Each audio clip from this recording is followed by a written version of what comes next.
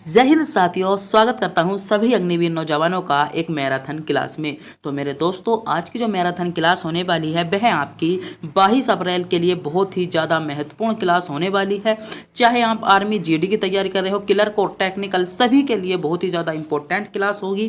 क्योंकि आज हम इस वीडियो में टॉप आपके लिए 56 क्वेश्चन, महत्वपूर्ण क्वेश्चन लेकर आए हैं। और आप इन 56 क्वेश्चनों को कवर कर लेते हो तो आपसे आर्मी अग्निवीर में एक भी क्वेश्चन छूटने वाला नहीं है। तो विश्वास कीजिएगा मेरे दोस्तों, इन 56 के 56 क्वेश्चनों को पूरा कवर कीजिएगा, क्योंकि आज का प्रत्येक क्वेश्चन आपके लिए सिलेक्टेड क्वेश्चन होने वाला है। वीडियो को अंत तक देखिएगा, क्योंकि आपके भी कर रहे हो आर्मी अग्निवीर की तैयारी, तो आपके पास जज्बा होना चाहिए। पूरा जज्बा, होश हवास के साथ आपको तैयारी करनी है। तो मेरे दोस्तों, बने रहिए वीडियो के अंत तक। जो टिकेगा अंत तक उसी को ही मिलेगी वर्दी। तो मेरे दोस्तों, देखते हैं आज कितने बच्चे ऐसे हैं जो इस वीडियो को पूरा देखते हैं और अंत तक टिकते हैं। तो बिना टाइम गवाए करते हैं वीडियो को स्टार्ट। अगर मेरे प्यारे देश के अग्निवीर नौजवानों, आप भी हमारे चैनल पर नए हो तो चैनल को सब्सक्राइब, वीडियो को लाइक और अपने दोस्तों के पास वीडियो को शेयर करना ना भूले। तो बिना टाइम गवाए करते हैं वीडियो को स्टार्ट। आर्मी अग्निवीर का गठन कब हुआ? क्वेश्चन पूछ सकता है, कह सकता है कि भाई तुम आर्मी अग्निवीर की तैयारी कर रहे हो, चलो एक क्वेश्चन का जवाब दो।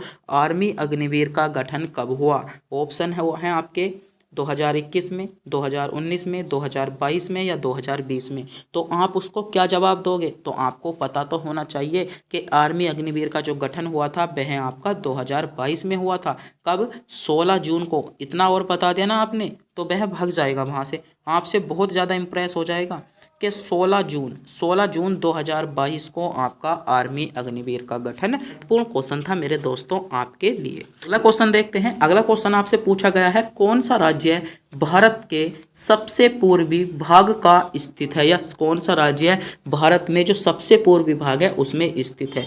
ऑप्शन है पंजाब राज्य, राजस्थान राज्य, उत्तर प्रदेश राज्य या अरुणाचल प्रदेश राज्य। तो भारत में आपका भारत में सबसे पूर्व में स्थित है वह कौन सा राज्य है? तो अरुणाचल प्रदेश आपका भारत में सबसे पूर्व में स्थित है।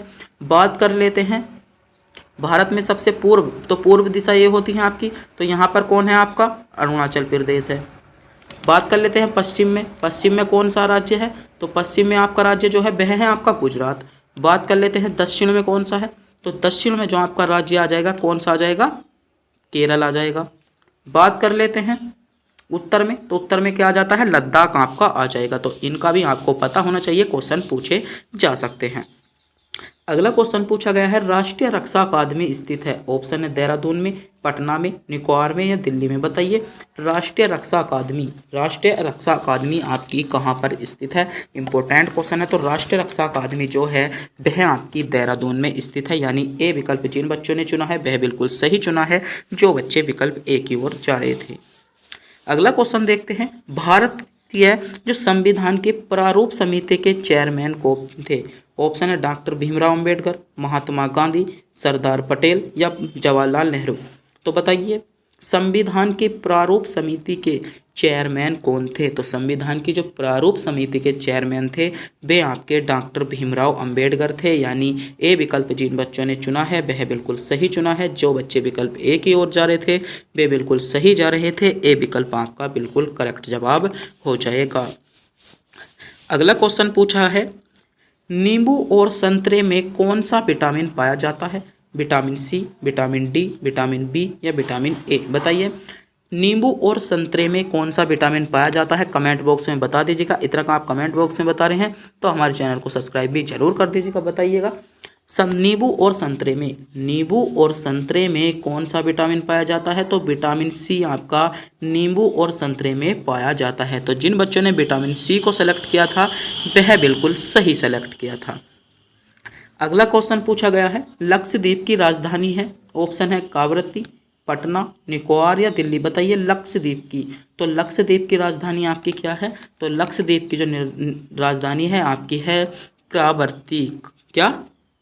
करवर्ती। ए विकल्प आपका इसमें आपका सही जवाब होगा। अगला क्वेश्चन देखते हैं, कालीबंगा में उत्खनन प्रथम चरण कब हुआ था? तो जो कालीबंगा का जो प्रथम चरण में उत्खनन हुआ था वह आपका कब हुआ था? 1960 में, वो 1660 में, 1990 में, 1960, 1690, 1961 या 1922। तो बताइएगा। तो इसमें जो आपका सही जवाब होगा, कालीबंगा में जो प्रथम चरण में उत्खनन हुआ था वह आपका 1961 में हुआ था। यानी सी विकल्प की ओर जा रहे सभी बच्चों का जवाब बिल्कुल करेक्ट जवाब होगा। मेरे देश के अग्निवीर जवानों ने, जिन अग्निवीर जवानों ने विकल्प सी को चुना है वह बिल्कुल सही चुना है। सी विकल्प आपका सही जवाब हो जाएगा। अगला क्वेश्चन आपसे पूछा गया है, ऑस्कर पुरस्कार किस क्षेत्र में उत्कृष्टता के लिए दिया जाता है। आपसे सीधे तौर पर क्वेश्चन पूछा गया है, जो आपका अर्जुन पुरस्कार है वह आपका किस क्षेत्र में दिया जाता है। ऑप्शन है सिनेमा के क्षेत्र में, साहित्य के क्षेत्र में, खेल कूद के क्षेत्र में या विज्ञान के क्षेत्र में। बताइए अर्जुन पुरस्कार। तो मेरे साथियों, जो अर्जुन पुरस्कार दिया जाता है वह आपका खेल कूद के क्षेत्र में दिया जाता है। तो सी विकल्प इसमें आपका बिल्कुल सही जवाब होने वाला है। अगला क्वेश्चन आपसे पूछा गया है, स्पर्श रेखा किस खेल से संबंधित है। तो जो आपकी स्पर्श रेखा होती हैं वे आपकी कौन से खेल में होती हैं। तो स्पर्श रेखा आपने देखा होगा, जब आप स्पर्श करते हैं, कबड्डी खेलते हैं, क्या जब आप कबड्डी खेलते हैं तो आपने देखा होगा वहाँ पर स्पर्श रेखा होती हैं। तो क्या हो जाएगा, आपका कबड्डी खेल से संबंधित आपकी स्पर्श रेखा हो जाती है। अगले क्वेश्चन पर बढ़ते हैं। अगला क्वेश्चन आपसे पूछा गया है, कागज का आविष्कार किस देश में हुआ था। बताइए, इंपॉर्टेंट क्वेश्चन है। कागज का आविष्कार, ऑप्शन है भारत में, जापान में, चीन में या रूस में। तो कागज का आविष्कार आपका किस देश में हुआ। तो कागज का जो आविष्कार हुआ था वह आपका कहाँ पर हुआ था, चीन में हुआ था। तो जिन बच्चों ने विकल्प सी को चुना है या विकल्प सी की ओर जा रहे सभी बच्चों का जवाब बिल्कुल करेक्ट जवाब हो जाता है। बहुत इंपॉर्टेंट क्वेश्चन आपके लिए आ गया है, सेलेक्टेड क्वेश्चन है, बहुत ही ज़्यादा इंपॉर्टेंट क्वेश्चन है। भारत के किन शहरों को जुड़वा शहर कहा जाता है। जुड़वा शहर भारत के किन शहरों को कहा जाता है। ऑप्शन है आपके सामने है, कानपुर लखनऊ को, आगरा मथुरा को, मुंबई नागपुर को या हैदराबाद सिकंदराबाद को। बताइए, इंपॉर्टेंट क्वेश्चन है, विकल्प आपके सामने शो हो रहे हैं, जज कीजिएगा, प्रश्न को सोचिएगा, बताइएगा। आपके एग्जाम के लिए बहुत इंपॉर्टेंट क्वेश्चन है, भारत के किन शहरों को जुड़वा शहर कहा जाता है। तो हैदराबाद और सिकंदराबाद को, हैदराबाद और सिकंदराबाद को क्या कहा जाता है, जुड़वा शहर कहा जाता है। तो जो बच्चे विकल्प डी की ओर जा रहे थे वे बिल्कुल सही जा रहे थे, डी विकल्प इसमें आपका सही जवाब हो जाएगा। अगला क्वेश्चन आपसे पूछा गया है, भगवान बुद्ध का जन्म कहाँ हुआ था। ऑप्शन है बोध गया में, लुम्बिनी में, सारनाथ में या वैशाली में। तो भगवान बुद्ध का जन्म आपसे पूछा गया है, तो भगवान बुद्ध का जन्म कहाँ पर हुआ था। तो लुम्बिनी नेपाल में भगवान बुद्ध का जन्म 1563 ईसा में आपका हुआ था। तो बी विकल्प यहाँ पर आपका सही जवाब होने वाला है, जिन बच्चों ने विकल्प बी को चुना है। अगला क्वेश्चन मेरे दोस्तों आपसे पूछा गया है, विश्व का सबसे बड़ा महाद्वीप कौन सा है। ऑप्शन है एशिया महाद्वीप, अफ्रीका महाद्वीप, अंटार्कटिक महाद्वीप या ऑस्ट्रेलिया महाद्वीप। विश्व का सबसे बड़ा महाद्वीप आपसे पूछा गया है कि विश्व का सबसे बड़ा महाद्वीप आपका कौन सा है। बताइए, विश्व का सबसे बड़ा महाद्वीप आपसे पूछा जा रहा है, कमेंट बॉक्स में बताइए, सोचिएगा। विश्व का जो सबसे बड़ा महाद्वीप है वह आपका एशिया महाद्वीप आपका विश्व का सबसे बड़ा महाद्वीप है। तो ए विकल्प के साथ आपका करेक्ट जवाब हो जाता है। अगला क्वेश्चन आपसे पूछा गया है, विश्व का सबसे प्रथम विश्वविद्यालय कौन सा है। तो बताइए, विश्व का जो सबसे प्रथम विश्वविद्यालय आपसे पूछा गया है। ऑप्शन है नालंदा विश्वविद्यालय, विक्रमशिला विश्वविद्यालय, तक्षशिला विश्वविद्यालय या बल्लभी विश्वविद्यालय। बताइए, विश्व का सबसे प्रथम विश्वविद्यालय या विश्व का प्रथम विश्वविद्यालय जो था आपका नालंदा विश्वविद्यालय था। तो ए विकल्प आपका बिल्कुल सही जवाब होने वाला है। बढ़ते हैं अगले क्वेश्चन पर।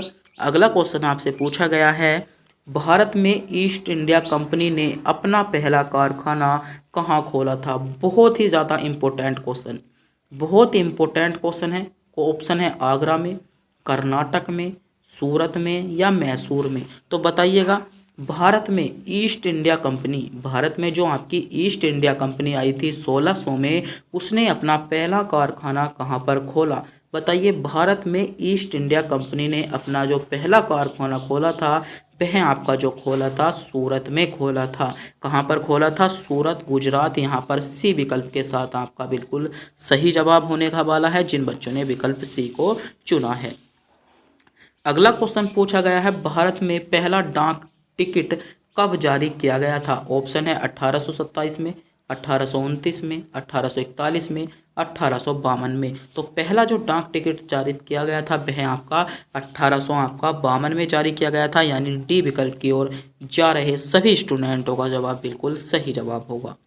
अगला क्वेश्चन पूछा गया है, वेदों में सबसे पुराना वेद कौन सा है? बहुत इंपॉर्टेंट क्वेश्चन है। सामवेद, यजुर्वेद, ऋग्वेद, अर्थवेद। तो वेदों में जो आपका सबसे पुराना वेद है वह आपका ऋग्वेद वेदों में सबसे पुराना वेद है। कई बार क्वेश्चन पूछ लिया जाता है, संगीत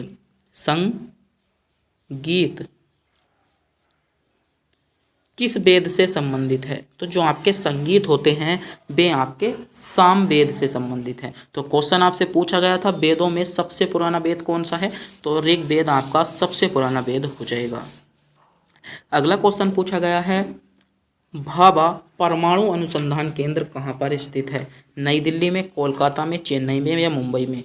तो आपसे पूछा गया है भाभा कहाँ पर है, तो कहाँ पर हो जाएगा? तो भाभा जो आपका परमाणु अनुसंधान केंद्र है वह आपका कहाँ पर है? तो इसमें जो आपका बिल्कुल सही जवाब होगा, आपका करेक्ट जवाब होगा मुंबई में स्थित है। तो यानी आपका अगला क्वेश्चन है, भारत का प्रथम नोबेल पुरस्कार निम्नलिखित में से किस क्षेत्र के लिए दिया गया था? बहुत ही ज़्यादा सेलेक्टेड क्वेश्चन है कि जो भारत का प्रथम नोबेल पुरस्कार था वह आपका किस क्षेत्र में दिया गया था? साहित्य के क्षेत्र में, औषधि विज्ञान, रसायन विज्ञान या भौतिक विज्ञान? बताइएगा।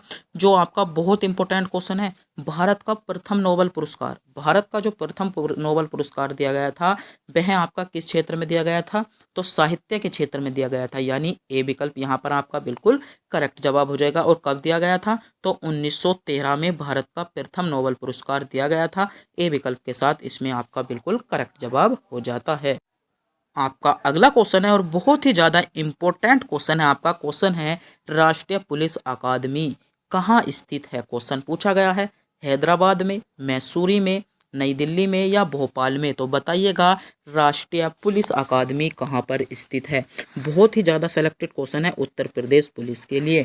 तो जो आपकी राष्ट्रीय पुलिस अकादमी स्थित है वह आपकी कहाँ पर स्थित है? तो सही जवाब हो जाएगा हैदराबाद में स्थित है, यानी ए विकल्प के साथ इसमें आपका बिल्कुल करेक्ट जवाब हो जाएगा। अगले क्वेश्चन पर अगला क्वेश्चन है आपका, सौर मंडल का सबसे बड़ा ग्रह कौन सा है? बहुत ज़्यादा क्वेश्चन आपसे पूछा जाता है सौर मंडल का सबसे बड़ा ग्रह। तो सौर मंडल का सबसे बड़ा ग्रह कौन सा है बताइएगा, कमेंट बॉक्स में बताइएगा। शनि, मंगल, बृहस्पति या यूरेनस? बताइएगा। अगर आप इस क्वेश्चन का जवाब जानते हैं तो जल्दी से जल्दी बता दीजिएगा कि सौर मंडल का सबसे बड़ा ग्रह, सौर मंडल का सबसे बड़ा ग्रह कौन सा आपका हो जाएगा? तो सौर मंडल का आपका सबसे बड़ा ग्रह कौन सा हो जाएगा? तो बृहस्पति आपका सौर मंडल का सबसे बड़ा ग्रह हो जाता है, यानी सी विकल्प इसमें आपका बिल्कुल करेक्ट जवाब हो जाएगा। अगला क्वेश्चन क्या है आपका? अगला क्वेश्चन देखते हैं, महत्वपूर्ण क्वेश्चन है। आपका अगला क्वेश्चन है, भारतीय संविधान के किस अनुच्छेद अधिनियम ने पंचायती राज को एक संवैधानिक निकाय बनाया?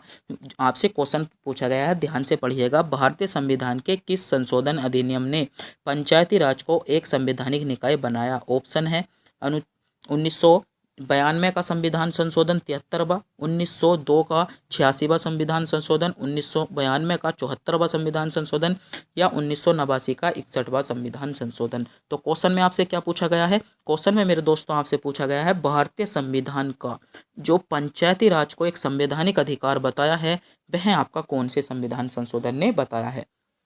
तो इसमें जो आपका सही जवाब हो जाएगा 73वां संविधान संशोधन। इसमें ए विकल्प आपका बिल्कुल करेक्ट जवाब होगा, यानी ए विकल्प इसमें आपका सही जवाब हो जाएगा। बात कर लेते हैं पंचायती राज के बारे में।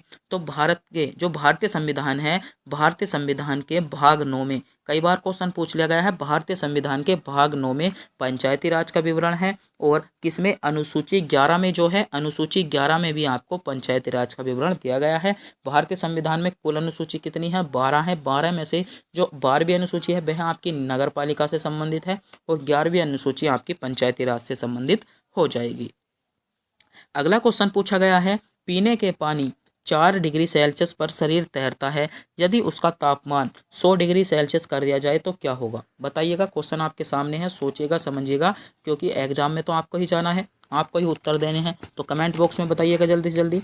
पानी के 4 डिग्री सेल्सियस पर तैर रहा है, शरीर तैरता है, अगर उसका तापमान 100 डिग्री सेल्सियस हो जाए तो क्या होगा? तो क्या होगा मेरे दोस्तों, शरीर डूब जाएगा, क्योंकि जो पानी का सर्वाधिक घनत्व होता है वह आपका 4 डिग्री सेल्सियस पर होता है। अगर उसका घनत्व अगर हमने 100 डिग्री तापमान कर दिया तो उसका घनत्व क्या होगा, बहुत ज़्यादा कम हो जाएगा, जिसके कारण शरीर आपका क्या हो जाएगा, शरीर उस पानी में डूब जाएगा। यानी ए विकल्प यहाँ पर आपका बिल्कुल करेक्ट जवाब होगा। अगला क्वेश्चन पूछा गया है, निम्नलिखित में से एक हार्डवेयर यूनिट नहीं है।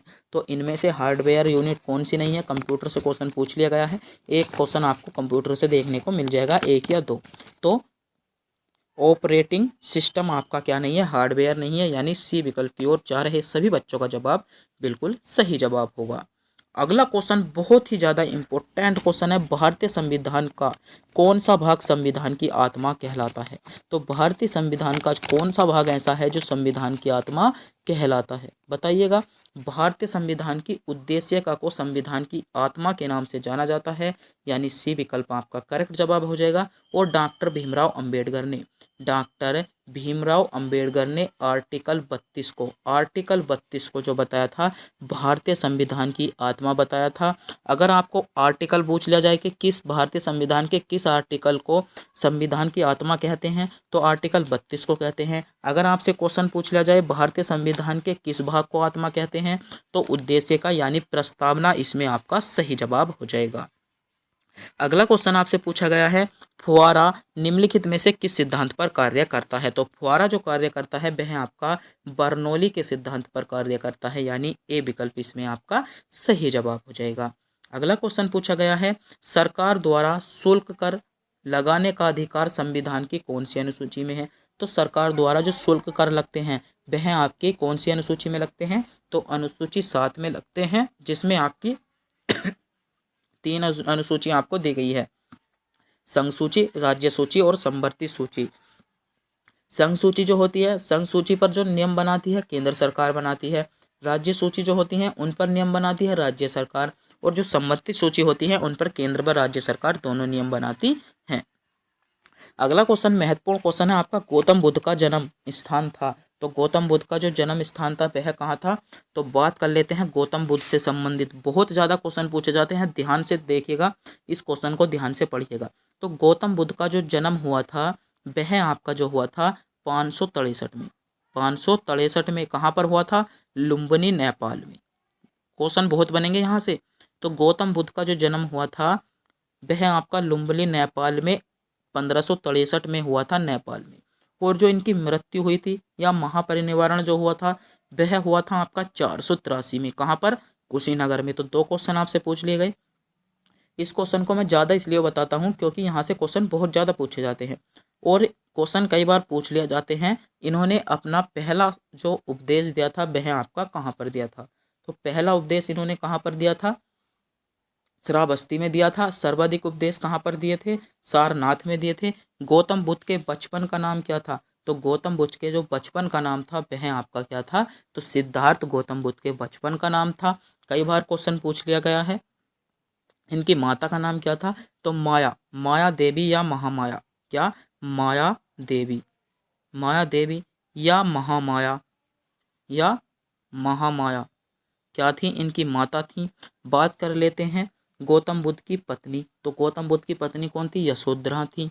और कई बार इनकी गौतम बुद्ध की आपका जो गौतम बुद्ध का पालन पोषण किया था, क्योंकि इनकी माता जो थी उनका मृत्यु जो हो गई थी गौतम बुद्ध के जन्म से 7 दिन बाद हो गई थी।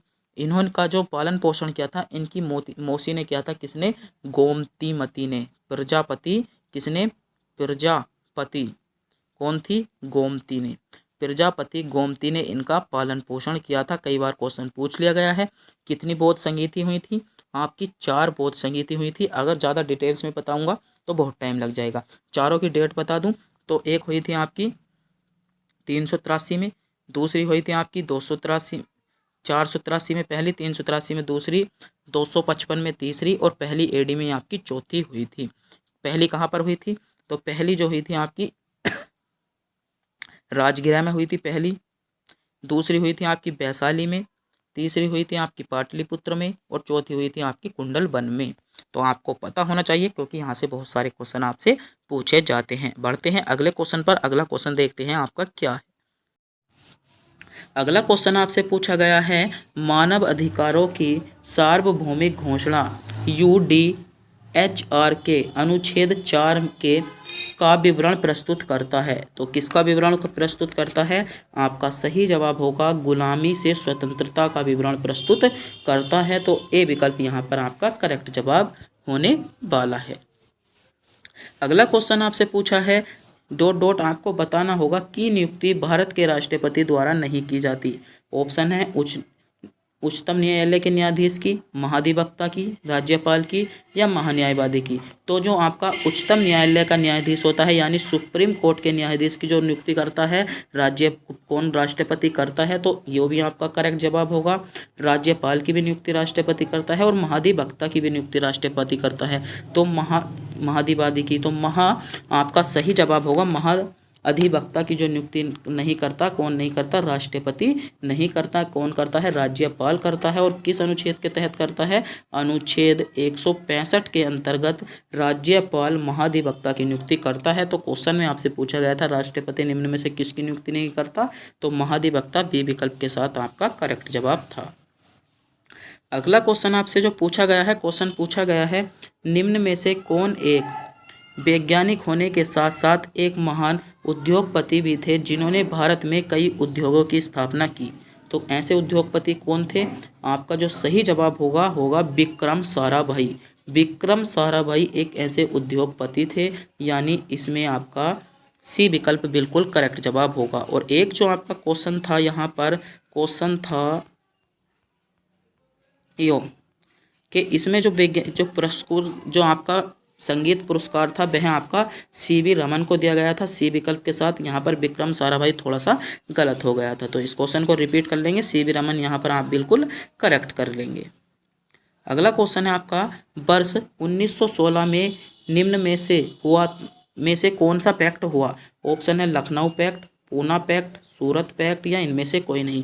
तो 1916 में आपका कौन सा पैक्ट हुआ था? आपका सही जवाब हो जाएगा लखनऊ पैक्ट हुआ था। ए विकल्प के साथ आपका सही जवाब होगा। मोहम्मद जिन्ना ने इसका क्या की थी? अध्यक्षता की थी। अगला क्वेश्चन आपसे पूछा गया है a better India a better world पुस्तक के लेखक कौन है? तो a better India a better world जो पुस्तक है उसके लेखक आपके कौन हो जाएंगे? तो NR नारायण मूर्ति बी विकल्प के साथ इसमें आपका सही जवाब होगा। अगला क्वेश्चन आपसे पूछा गया है महत्वपूर्ण क्वेश्चन है भारतीय संविधान के किस मौलिक अधिकार के अंतर्गत छुआछूत की समाप्ति शामिल है? ऑप्शन है स्वतंत्रता का अधिकार एवं व्यक्तिगत स्वतंत्रता, धार्मिक स्वतंत्रता का अधिकार, समानता का अधिकार या सांस्कृतिक एवं शैक्षणिक अधिकार। तो कौन सा अधिकार हो जाएगा? तो यहाँ पर आपका समानता का अधिकार सी विकल्प के साथ आपका करेक्ट जवाब हो जाएगा। और समानता का जो अधिकार है वह आपका अनुच्छेद 14 से अनुच्छेद 18 तक समानता के अधिकार का जिक्र दिया गया है, जिसमें जो छुआछूत का जिक्र है वह आपका अनुच्छेद 17 में दिया गया है, जिसे हम अस्पृश्यता का अंत भी कहते हैं। जो अनुच्छेद 17 है आपका अस्पृश्यता के अंत के लिए जाना जाता है। अगला क्वेश्चन मेरे दोस्तों आपसे क्वेश्चन पूछा जा रहा है खिलाड़ी जीव मिल्खा सिंह का संबंध किस खेल से है? बहुत इंपॉर्टेंट क्वेश्चन है आर्मी अग्निवीर के लिए। ऑप्शन है हॉकी से, क्रिकेट से, गोल्फ से या बिल्डिंग से। तो अधिकतर बच्चे सोच रहे होंगे कि मिल्खा जी तो रेस मारते थे, तो रेस जो आपकी आती है गोल्फ में आती है। तो यहाँ पर यह क्वेश्चन अधिकतर बच्चों का गलत होने वाला था। तो क्वेश्चन आपसे पूछा गया था खिलाड़ी मिल्खा सिंह का जो संबंध है वह आपका गोल्फ से है, यानी सी विकल्प इसमें आपका बिल्कुल सही जवाब हो जाएगा। अगला क्वेश्चन देखते हैं। अगला क्वेश्चन है आपका मेरे दोस्तों भारत में किस राज्य की उच्चतम साक्षरता दर है? ऑप्शन है केरल राज्य की, तमिलनाडु राज्य की, पंजाब राज्य की या हरियाणा राज्य की। तो बताइएगा अगर आप भी इस क्वेश्चन का जवाब जानते हैं। तो क्वेश्चन आपसे पूछा गया है भारत में किस राज्य की उच्चतम साक्षरता दर है? तो भारत में जो किस राज्य की साक्षरता दर उच्चतम है? तो आपका इसमें सही जवाब होगा केरल राज्य की भारत में साक्षरता दर उच्चतम है। और सबसे कम जो है वह आपकी बिहार की है। किसकी है? बिहार की है। कौन से आंकड़ों के अनुसार? 2011 के आंकड़ों के अनुसार। बढ़ते हैं अगले क्वेश्चन पर। अगला क्वेश्चन आपसे क्या पूछा गया है? अगला क्वेश्चन पूछा गया है अमरकंटक में कौन सी नदी का उद्गम होता है? तो अमरकंटक से कौन सी नदी का उद्गम होता है? ऑप्शन है सोन नदी का, महानदी का, गोदावरी नदी का या नर्मदा नदी का। तो अमरकंटक से कौन सी नदी का उद्गम होता है? आपका सही जवाब होगा नर्मदा नदी का, यानी डी विकल्प इसमें आपका बिल्कुल सही जवाब होगा जिन बच्चों ने विकल्प डी को चुना है। कई बार क्वेश्चन पूछ लिया गया है कि हीराकुंडा बांध कौन सी नदी पर स्थित है? तो हीराकुंडा बांध आपका महानदी पर स्थित है। कई बार क्वेश्चन आपसे पूछ लिया जाता है। अगला क्वेश्चन मेरे दोस्तों आपसे पूछा गया है भारत और चीन को कौन सी रेखा विभाजित करती है, या भारत और चीन के बीच कौन सी रेखा है? ऑप्शन है मैकमोहन रेखा, चीन लाइन, ड्यूरंड लाइन या 17 डिग्री पैनल। बताइएगा भारत और चीन के बीच। तो भारत और चीन के बीच कौन सी रेखा है? तो मैकमोहन रेखा आपकी भारत और चीन के बीच है, यानी ए विकल्प की ओर जा रहे सभी बच्चों का जवाब बिल्कुल करेक्ट जवाब होगा जिन बच्चों ने विकल्प ए को चुना है। कई बार क्वेश्चन पूछ लिया गया है ड्यूरंड लाइन। तो ड्यूरंड लाइन आपकी भारत और अफगानिस्तान के बीच है। किसके बीच है? भारत और अफगानिस्तान के बीच है। यह क्वेश्चन भी आपसे पूछा जा सकता है। अगला क्वेश्चन मेरे दोस्तों आपसे पूछा गया है भारत में लौह पुरुष के नाम से किसे जाना जाता है? ऑप्शन है अब्दुल कलाम आज़ाद को, जवाहरलाल नेहरू को, मोहनदास करमचंद गांधी को या वल्लभ भाई पटेल को। बताइएगा भारत में लौह पुरुष। तो भारत में लौह पुरुष के लिए जो भारत में लौह पुरुष के नाम से जाना जाता है वह आपका किसे जाना जाता है? तो भारत में लौह पुरुष को जो जाना जाता है वह आपका बताइएगा किसको जाना जाता है? तो वल्लभ भाई पटेल को जाना जाता है, यानी डी विकल्प जिन बच्चों ने चुना है वह बिल्कुल सही चुना है, या डी विकल्प की ओर जा रहे सभी बच्चों का जवाब बिल्कुल करेक्ट जवाब हो जाएगा। देखते हैं अगला क्वेश्चन आपसे क्या पूछा गया है। अगला क्वेश्चन आपसे पूछा जा रहा है विक्टोरिया मेमोरियल कहाँ पर स्थित है? बहुत ज़्यादा क्वेश्चन आपसे पूछा जाता है विक्टोरिया मेमोरियल कहाँ पर स्थित है। ऑप्शन हो जाएंगे आपके लखनऊ में, कानपुर, कोलकाता या गोवा में। बताइएगा विक्टोरिया मेमोरियल। तो विक्टोरिया मेमोरियल आपका कहाँ पर हो जाएगा? तो विक्टोरिया मेमोरियल आपका कोलकाता में स्थित है और विलियम इमर्सन ने इसका निर्माण कराया था 1843 में। क्वेश्चन पूछा जा सकता है विक्टोरिया मेमोरियल का निर्माण किसने कराया? तो विलियम इमर्सन ने इसका निर्माण कराया था और कहाँ पर स्थित है? तो कोलकाता इसमें आपका सही जवाब होगा। अगला क्वेश्चन आपसे पूछा गया है भारत में चाय का सबसे बड़ा उत्पादक राज्य है? तो बताइएगा वेस्ट बंगाल यानी पश्चिम बंगाल, बिहार, असम या उड़ीसा। बताइएगा भारत में चाय का सबसे बड़ा उत्पादक राज्य आपका कौन सा हो जाएगा? आर्मी अग्निवीर के लिए मेरे दोस्तों बहुत सेलेक्टेड क्वेश्चन है, क्वेश्चन आपसे पूछा जा सकता है तो आपको बताना होगा भारत में चाय का सबसे बड़ा उत्पादक राज्य कौन सा हो जाएगा। तो असम इसमें यानी सी विकल्प के साथ आपका सही जवाब हो जाएगा। अगले क्वेश्चन पर बढ़ते हैं। अगला क्वेश्चन आपसे पूछा गया है चिल्का झील कहाँ स्थित है? ऑप्शन है उड़ीसा में, बिहार में, मध्य प्रदेश में या इनमें से कोई नहीं। बताइएगा सोचिएगा, समझिएगा, क्वेश्चन पर विचार कीजिएगा और बताइएगा चिल्का झील। तो चिल्का झील मेरे दोस्तों आपके कहाँ पर है? तो चिल्का झील मेरे दोस्तों आपकी उड़ीसा राज्य में हो जाएगी, यानी ए विकल्प इसमें आपका बिल्कुल करेक्ट जवाब होगा। अगला क्वेश्चन आपसे पूछा गया है पेरिस किस नदी के किनारे स्थित है? ऑप्शन है सीन नदी के, थेम्स नदी के, वोल्गा नदी के या इनमें से कोई नहीं। तो पेरिस किस नदी के किनारे है? तो पेरिस आपका सीन नदी के किनारे पर स्थित है, यानी ए विकल्प की ओर जा रहे सभी बच्चों का जवाब बिल्कुल करेक्ट जवाब होगा। तो अगर मेरे दोस्तों आपने अभी तक हमारे चैनल को सब्सक्राइब नहीं किया है तो चैनल को सब्सक्राइब, वीडियो को लाइक जरूर कर दीजिएगा, क्योंकि हम आर्मी अग्निवीर के लिए आपके सेलेक्टेड क्वेश्चन लेकर आते हैं जो आपको एग्जाम में सीधे देखने को मिलेंगे। अगर आपने अभी तक वीडियो को अपने दोस्तों के पास शेयर भी नहीं किया है तो वीडियो को अपने दोस्तों के पास शेयर जरूर कर दें और वीडियो को लाइक भी कर दें और कमेंट बॉक्स में यह बताना ना भूलें कि आप कितने क्वेश्चनों का जवाब जानते हैं, और किसी भी क्वेश्चन का जवाब जानते हैं तो हमें कमेंट बॉक्स में ज़रूर बताएं। अगला क्वेश्चन है भारतीय योजना आयोग का गठन में हुआ था? तो भारतीय योजना आयोग का जो गठन हुआ था 1948, 1949, 1950 या 1951। तो भारतीय योजना आयोग का जो गठन हुआ था वह आपका कब हुआ था? तो भारतीय योजना आयोग का गठन आपका 1950 में हुआ था। मगर एक बहुत ज़्यादा इम्पोर्टेंट क्वेश्चन आता है, भारतीय जो योजना आयोग थी इसे 2014 में पीएम नरेंद्र मोदी ने नीति योजना, क्या नीति आयोग का नाम दिया गया? भारतीय योजना आयोग का जो गठन हुआ था वह आपका 1950 में हुआ था, मगर नरेंद्र मोदी ने इसे बदलकर, जो आपके भारत के प्रधानमंत्री हैं नरेंद्र मोदी जी, उन्होंने इसे बदलकर 2014 में क्या नीति आयोग का नाम दे दिया था। अगले क्वेश्चन पर पढ़ते हैं। अगला क्वेश्चन आपसे पूछा गया है, मेजर ध्यान सिंह राष्ट्रीय स्टेडियम में स्थित है। तो मेजर ध्यान सिंह आपका स्टेडियम कहाँ पर है? तो आपका दिल्ली में स्थित है, यानी ए विकल्प आपका करेक्ट जवाब होगा।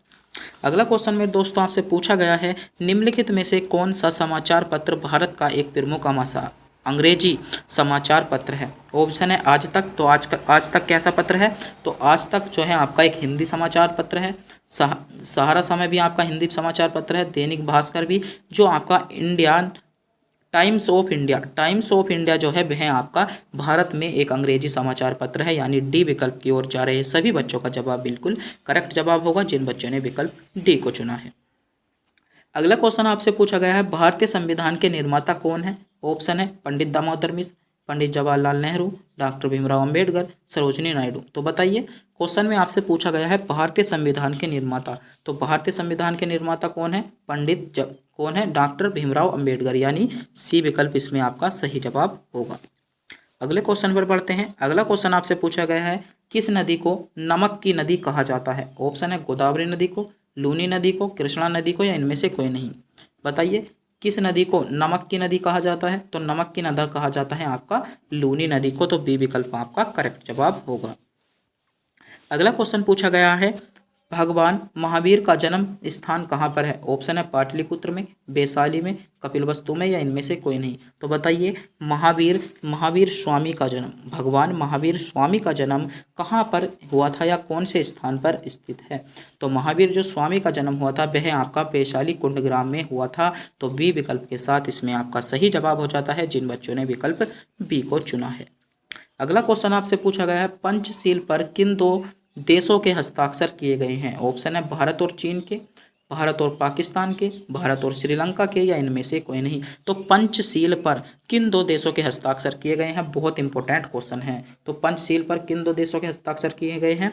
तो आपका सही जवाब होगा भारत और चीन के हस्ताक्षर किए गए हैं, यानी ए विकल्प की ओर जितने भी बच्चे जा रहे हैं वे बिल्कुल सही जा रहे हैं। ए विकल्प को चुनने वाले बच्चों का जवाब बिल्कुल करेक्ट जवाब होगा। अगला क्वेश्चन पूछा गया है, प्रसिद्ध हजरत बल दरगाह कहाँ पर स्थित है? ऑप्शन है शिमला में, श्रीनगर में, चंडीगढ़ में, या इनमें से कोई नहीं। तो कहाँ पर है? तो श्रीनगर इसमें बी विकल्प के साथ आपका सही जवाब होगा। अगला क्वेश्चन पूछा गया है, किस शहर को अरब सागर की रानी कहा जाता है? तो किस शहर को अरब सागर की रानी किस शहर को कहा जाता है? कोचीन को, बेंगलोर को, मुंबई को, या पुणे को? तो अरब सागर की जो राजधानी कहा जाता है वह आपका कोचीन को कहा जाता है। ए विकल्प आपका करेक्ट जवाब होगा। अगला क्वेश्चन पूछा गया है, हुमायूं का मकबरा कहाँ पर है? ऑप्शन है आगरा, दिल्ली, भटिंडा, या लुधियाना। बताइए, आगरा का मकबरा, तो आगरा का मकबरा आपका हुमायूं का मकबरा कहाँ पर है? तो हुमायूं का जो मकबरा है वह आपका कहाँ पर है? तो इसमें आपका सही जवाब होगा हुमायूं का मकबरा आपका दिल्ली में है, यानी बी विकल्प इसमें आपका करेक्ट जवाब हो जाएगा।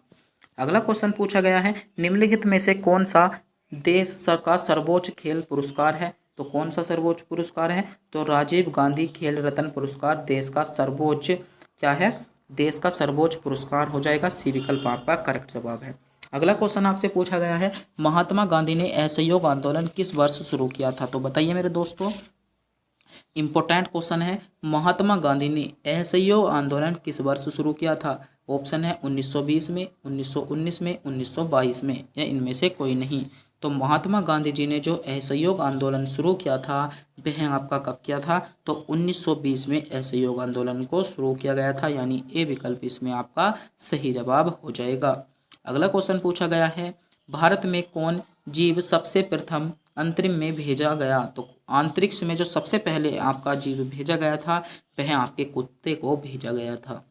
अगला क्वेश्चन पूछा गया है, फतेहपुर सीकरी में इबादत खाना का निर्माण किसने कराया? तो फतेहपुर सीकरी में जो इबादत खाने का निर्माण कराया था वह आपका किसने कराया था? ऑप्शन है औरंगजेब ने, शाहजहां ने, जहांगीर ने, या अकबर ने। तो फतेहपुर सीकरी में जो इबादत खाने का निर्माण कराया वह आपका अकबर ने कराया था, यानी डी विकल्प इसमें आपका करेक्ट जवाब होगा। अगला क्वेश्चन पूछा गया है, विश्व विज्ञान दिवस कब बनाया जाता है? ऑप्शन है 28 फरवरी को, 25 जनवरी को, 12 जनवरी या 26 मार्च। तो विश्व विज्ञान दिवस, तो विश्व विज्ञान दिवस आपका 28 फरवरी को बनाया जाता है। ए विकल्प आपका करेक्ट जवाब हो। अगला मेरे दोस्तों आपसे क्वेश्चन पूछा जा रहा है, प्रोटीन की फैक्ट्री किसे कहते हैं? ऑप्शन है आपके गोल्जी काय को, माइटोकॉन्ड्रिया को, राइबोसोम को या यकृत को। तो बताइएगा। बहुत ज़्यादा सेलेक्टेड क्वेश्चन आपके लिए चलने हैं। एसएससी जीडी क्लर्क और टेक्निकल सभी के लिए आपके कंबाइंड क्वेश्चन होने वाले हैं। तो बताइएगा प्रोटीन की फैक्ट्री किसे कहते हैं? तो तीनों बैच के लिए बहुत ही सफिशेंट क्वेश्चन है। बताइए प्रोटीन की फैक्ट्री आपकी राइबोसोम को कहते हैं, यानी सी विकल्प के साथ इसमें आपका बिल्कुल करेक्ट जवाब हो जाता है। बढ़ते हैं अगला क्वेश्चन पर। अगला क्वेश्चन दोस्तों मेरे पूछा गया है, भारत और चीन को कौन सी रेखा विभाजित करती है? ऑप्शन है मैकमोहन रेखा, चीन लाइन, ड्यूरंड लाइन या 12 पैनल 17 पैनल। बताइएगा भारत और चीन को कौन सी रेखा विभाजित करती है? तो मेरे दोस्तों बहुत इंपॉर्टेंट क्वेश्चन है, भारत और चीन को कौन सी रेखा विभाजित करती है? तो भारत और चीन को जो विभाजित रेखा करती है वह आपकी मैकमोहन रेखा करती है, यानी ए विकल्प बिल्कुल करेक्ट जवाब हो जाएगा। कई बार क्वेश्चन पूछ लिया जाता है ड्यूरंड लाइन किसे विभक्त करती है? तो भारत और अफगानिस्तान को, भारत और अफगानिस्तान को जो विभाजित करती है वह आपकी ड्यूरंड रेखा करती है। तो दोनों क्वेश्चन आपसे पूछे जा सकते हैं, क्वेश्चन महत्वपूर्ण होने वाले हैं। बढ़ते हैं अगले क्वेश्चन पर। अगला क्वेश्चन आपसे क्या पूछा गया है? अगला क्वेश्चन मेरे दोस्तों आपसे पूछा गया है, सबसे गर्म ग्रह कौन सा है? तो बताइएगा सबसे गर्म ग्रह आपका कौन सा हो जाएगा? शुक्र ग्रह, बुध ग्रह, मंगल ग्रह या बृहस्पति ग्रह। तो जितने भी मेरे अग्निवीर भाई हैं, अग्निवीर नौजवान हैं, मेरे दोस्त देश के नौजवानों, बताइएगा सबसे गर्म ग्रह कौन सा हो जाएगा? तो बता दीजिएगा। तो सबसे गर्म ग्रह जो हो जाता है वह आपका शुक्र ग्रह मेरे दोस्तों सबसे गर्म ग्रह हो जाएगा, यानी ए विकल्प की ओर जा रहे सभी बच्चों का जवाब बिल्कुल करेक्ट जवाब होगा, जिन बच्चों ने विकल्प ए को चुना है। अगला क्वेश्चन आपसे पूछा गया है, केंद्रक की खोज किसने की थी? तो बताइएगा केंद्रक की खोज किसने की थी? 4 विकल्प आपके सामने हैं, सोचिएगा समझिएगा। केंद्रक की खोज, तो केंद्रक की जो खोज की थी वह आपकी रॉबर्ट ब्राउन ने की थी, यानी बी विकल्प जिन बच्चों ने चुना है वह बिल्कुल सही चुना है, या विकल्प बी को सोचने वाले सभी बच्चों का जवाब बिल्कुल करेक्ट जवाब हो जाता है। बढ़ते हैं अगले क्वेश्चन पर। अगला क्वेश्चन आपसे क्या पूछा गया है? अगला क्वेश्चन आपसे पूछा गया है, भारतीय सेना का सर्वोच्च कमांडर कौन है? ऑप्शन है सर्वोच्च न्यायालय का मुख्य न्यायाधीश, लोकसभा का अध्यक्ष, भारत का राष्ट्रपति या इनमें से कोई नहीं। बताइएगा भारतीय सेना का जो सर्वोच्च कमांडर होता है वह आपका कौन होता है? तो भारतीय सेना का सर्वोच्च कमांडर कौन होता है? तो भारतीय सेना का आपका सर्वोच्च कमांडर आपके भारत के राष्ट्रपति या भारत का राष्ट्रपति, इसमें सी विकल्प के साथ आपका बिल्कुल सही जवाब होने वाला है। तो बताइएगा मेरे दोस्तों वर्तमान में भारत के राष्ट्रपति कौन है? तो वर्तमान में जो भारत के राष्ट्रपति है वह आपकी द्रौपदी मुर्मू जी वर्तमान में भारत के राष्ट्रपति हैं। क्वेश्चन आपसे पूछा जा सकता है। तो अगर आप भी आर्मी अग्निवीर की तैयारी कर रहे हो और अब वर्दी प्राप्त करना चाहते हो तो एक क्वेश्चन हम आपको टेस्ट के रूप में देते हैं। क्वेश्चन है आपका, वर्तमान में जो भारत के राष्ट्रपति हैं द्रौपदी मुर्मू जी, वे कौन से नंबर की राष्ट्रपति हैं? तो कमेंट बॉक्स में बताइएगा अगर आप भी इस क्वेश्चन का जवाब जानते हैं। अगला क्वेश्चन आपसे पूछा गया है, कोशिका कितने प्रकार की होती है? कोशिका कितने प्रकार की होती है? यूकैरियोट, प्रोकैरियोट कोशिका, यूकैरियोट कोशिका, 2 प्रकार की या इनमें से कोई नहीं। तो मेरे दोस्तों कोशिका आपसे पूछी गई है, कोशिका कितने प्रकार की होती है? तो कोशिका आपकी 2 प्रकार की होती है। पहली होती है प्रोकैरियोट, दूसरी होती है यूकैरियोट। तो कोशिका आपकी 2 प्रकार, इसमें आपका बिल्कुल करेक्ट जवाब हो जाएगा। बढ़ते हैं अगले क्वेश्चन पर। अगला क्वेश्चन मेरे दोनों देश के नौजवानों आपसे पूछा गया है, मद्रास का युद्ध कब हुआ था? मद्रास का युद्ध कब हुआ था? क्वेश्चन मेरे दोस्तों आपसे पूछा गया है। ऑप्शन है 1556 में हुआ था, 1612 में हुआ था, 1746 में हुआ था या 1757 में हुआ था। तो मद्रास युद्ध, तो मेरे दोस्तों जो मद्रास युद्ध हुआ था वह आपका जो हुआ था 1746, यानी सी विकल्प की ओर जा रहे सभी बच्चों का जवाब बिल्कुल करेक्ट जवाब होगा। जिन मेरे दोस्तों ने विकल्प सी को चुना है वह बिल्कुल सही चुना है। अगला क्वेश्चन है आपका, कोशिका शब्द का प्रयोग सबसे पहले किसने किया था? बताइएगा लेबोसियर ने, रॉबर्ट हुक ने या ट्रेवेंस ने। तो बताइएगा विकल्प आपके सामने है, आपको क्वेश्चन में चुनना होगा कोशिका का जो सबसे पहले प्रयोग किया था वह आपका किस वैज्ञानिक ने किया था। तो कोशिका का जो सबसे पहले प्रयोग किया था, वह आपका रॉबर्ट हुक ने किया था, यानी बी विकल्प की ओर जा रहे सभी बच्चों का जवाब बिल्कुल सही जवाब होगा जिन बच्चों ने विकल्प बी को चुना है। अगला क्वेश्चन आपसे पूछा गया है, विश्व में सबसे गहरा महासागर कौन सा है? तो बताइएगा विश्व में सबसे गहरा महासागर आपका कौन सा हो जाएगा? ऑप्शन है प्रशांत महासागर, हिंद महासागर, अरब महासागर या इनमें से कोई नहीं। तो बताइएगा मेरे दोस्तों विश्व का सबसे गहरा महासागर आपका कौन सा हो जाएगा? तो अगर आप इन क्वेश्चनों का जवाब जानते हैं तो कमेंट बॉक्स में बताइएगा। विकल्प आपके सामने शो हो रहे हैं। क्वेश्चन आपसे पूछा गया है विश्व में सबसे गहरा महासागर, तो विश्व में जो सबसे गहरा महासागर है वह है आपका प्रशांत महासागर। प्रशांत महासागर विश्व में सबसे गहरा महासागर और सबसे बड़ा महासागर है, यानी ए विकल्प के साथ इसमें आपका बिल्कुल करेक्ट जवाब हो जाता है। अगला क्वेश्चन बहुत इंपॉर्टेंट क्वेश्चन है कोशिका के अध्ययन को क्या कहते हैं? कोशिका के अध्ययन को कहा जाता है। ऑप्शन है साइट्रोलॉजी, माइक्रोलॉजी, एट्रोमोलॉजी या फाइक्रोलॉजी। बताइएगा कोशिका का अध्ययन, तो कोशिका का अध्ययन हम साइट्रोलॉजी कहते हैं, यानी ए विकल्प जिन बच्चों ने चुना है वह बिल्कुल सही चुना है। ए विकल्प की ओर जा रहे सभी बच्चों का जवाब बिल्कुल करेक्ट जवाब हो जाता है।